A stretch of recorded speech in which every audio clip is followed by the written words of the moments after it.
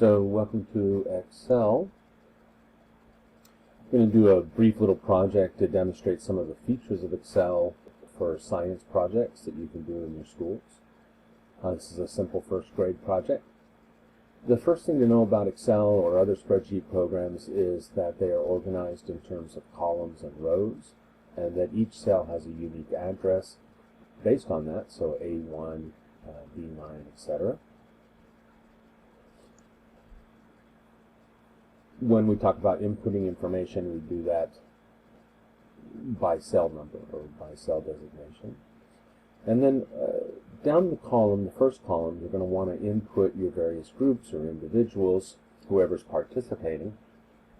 And then across the columns, you want to put labels that allow you to input data for each of the data collection points along the way. So in a survey, that'd be question 1, question 2, question 3. In our case, it's week 1, week 2, week 3, and so on. Now, then you have to fill in the data. I'm not going to do all that while you're sitting here, so I'll just paste some in that I had already. Now what I'd like to do is to start figuring out some sums. So if I go over to the little drop-down menu, it says Auto Sum, and click on that, it'll give me an auto sum for that column.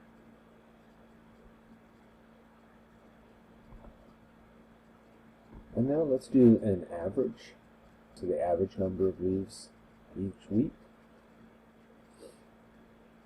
And you'll notice that the S on the leaves extends into the next column. So if I go up between column A and column B, cursor will change, which you can't see on the video, but you'll see in person. If you double click that connection between the two columns, it'll automatically open up to the size of whatever's in the column. You can also drag them to different sizes, the column to different sizes. So now we're going to go back to the drop-down menu, and we're going to click on average. But notice that the average that it's calculating there includes the total number of leaves, which you don't want. So we need to change that, and we can do that by just grabbing the corners of the highlight block and just including the cells that we want. So you'll notice now that the total leaves are the sum of B4 through B9, the B4 colon B9. And what I want to do is use a fill-in feature to use that formula for the other columns. So what I'm going to do is I'm going to grab that black corner down in the bottom right-hand side, the highlighted cell, and you'll see that when I drag it over,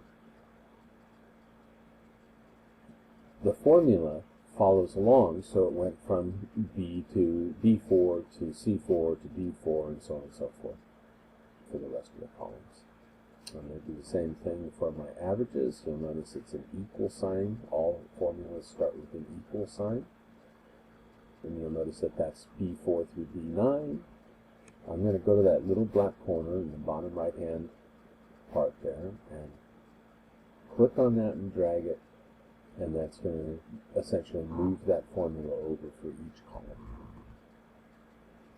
Now these cells have too many decimal places, much more than I need. So what I'm going to do is first I'm going to insert a row so that it's easier to see which is the original data and which is the response. And now I'm going to change the format in those cells to a single decimal place. And I click on format, and you'll notice that you can format borders and shading and the alignment, but in my case I just want to format the number. I'm going to go from 2 decimal places to 1 and hit OK.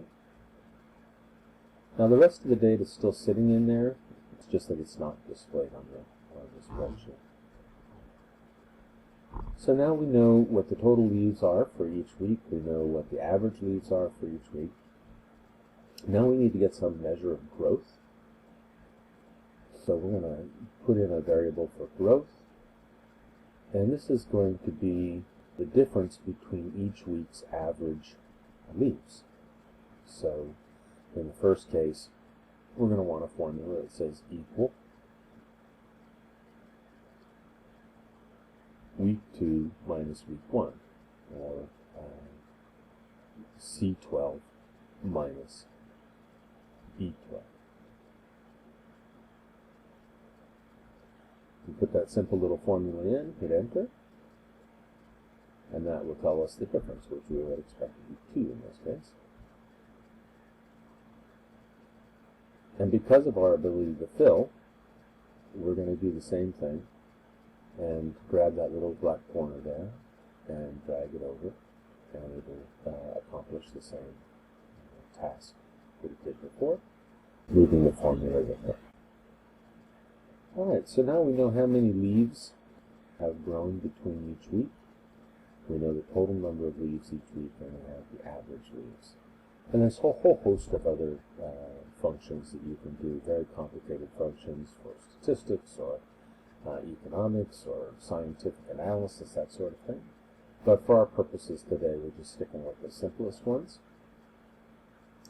Last thing I want to do is to display my data in a way that's useful. So I'm going to insert a line graph and then go to select data. And I'm going to highlight the data I want.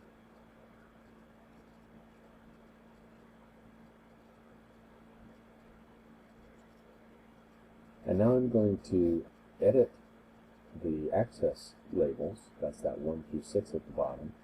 And I'm going to put in the weeks to make it clear what we're looking at. Hit OK. So that's our total number of leaves growth over 6 weeks. And we're going to change the format type by going up to chart layouts there at the top. Click on that, and then give it an appropriate title. There's a variety of different layouts. It's really a matter of your preference.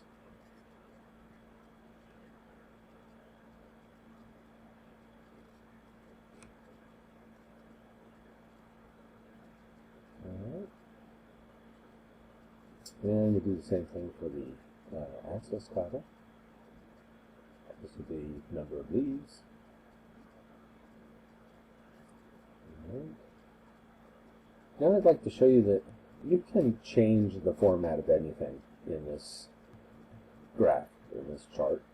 I'm going to go down to Format Chart area and use the gradient fill.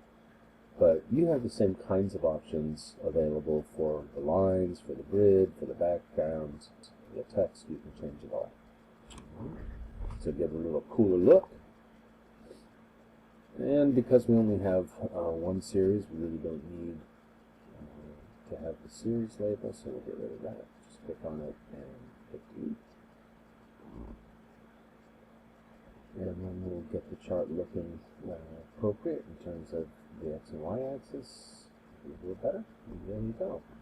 So there you have it, a way to use Excel to help your students input data, analyze the data, and display the data.